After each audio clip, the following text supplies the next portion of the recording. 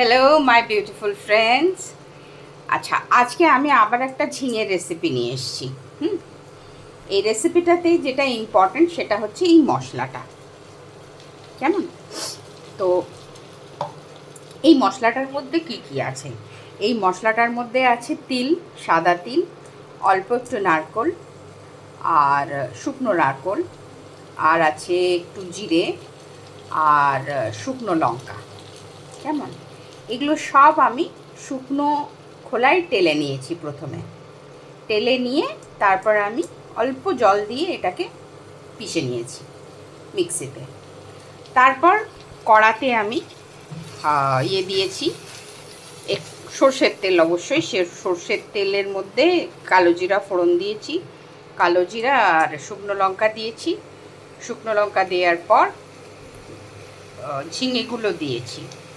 ঝিঙেগুলো দিয়ে ভালো করে একটু ভেজে নিয়ে এই মশলাটা দিয়েছি। মশলাটা দিয়ে ভালো করে নাড়িয়েছি, কষিয়েছি।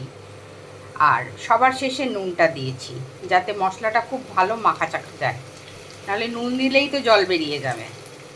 যাই হোক, এটাতে কোনো এক্সট্রা জল লাগে না। আপনারা জানেন ঝিঙের থেকে প্রচুর জল বেরোয়।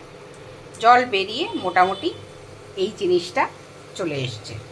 অল্প একটু হলুদ আর কাশ্মীরি লঙ্কার গুঁড়ো দিয়েছি বলে এই লালচে লালচে রঙটা এসছে। বাকি এই মশলাটারই কেরামতি। তিল আসলে আপনাদের ইয়ের পক্ষে খুব ভালো।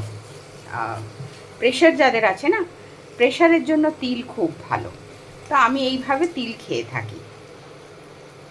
ঝিঙে পোস্ত তো সবাই খায়, আমি এরকম করে তিল পোস্ত করি।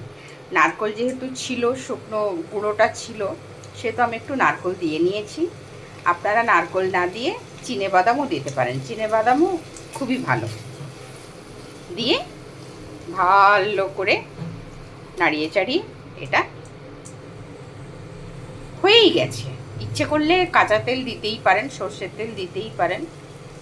এটা কিন্তু খেতেও খুব ভালো হয়, আপনারাও করে দেখবেন। আর এটার কি নাম দেওয়া যায়, বা এটা যদি এইরকম করে কেউ যদি রান্না করেন, তাহলে আমাকে অবশ্যই বলবেন। Thank you.